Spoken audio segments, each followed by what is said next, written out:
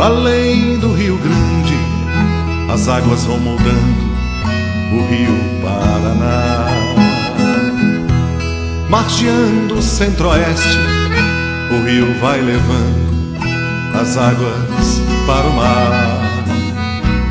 Além do Rio Grande, os olhos das Gerais alcançam a imensidão.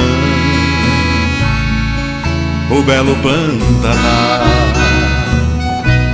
pulsando um coração.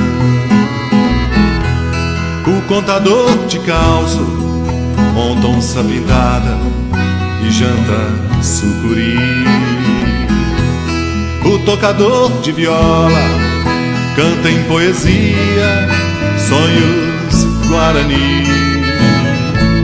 As rotas boiadeiras onde as comitivas faziam carreiras me fez capataz, capitão das bandeiras dos sertões, saudades de Minas Gerais.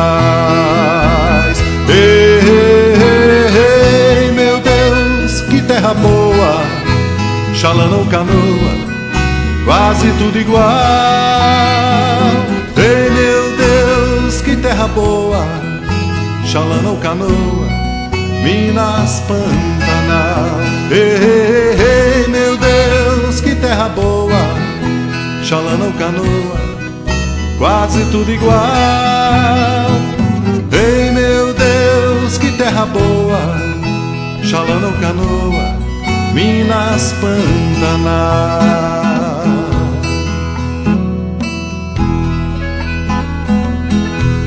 Pra cá do Rio Grande, as águas que moldaram o Rio Paraná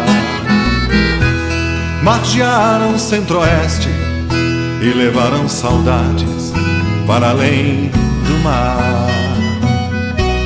Pra cá do Rio Grande, onde a paisagem assalta o coração, recordo meu chuá, meu belo chapadão. O contador de causo inventa outras histórias de onça e pescador. O tocador de viola, poeta violeiro, grande cantador.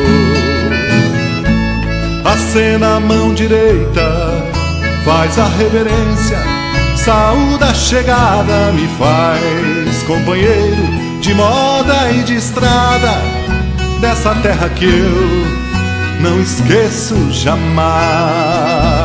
Ei, ei, ei, meu Deus, que terra boa, chalana ou canoa, quase tudo igual. Ei, meu Deus, que terra boa, chalana ou canoa, Minas Pantanal. Ei, ei, meu Deus, que terra boa, chalana ou canoa, quase tudo igual. Ei, meu Deus, que terra boa, chalana ou canoa, Minas Pantanal.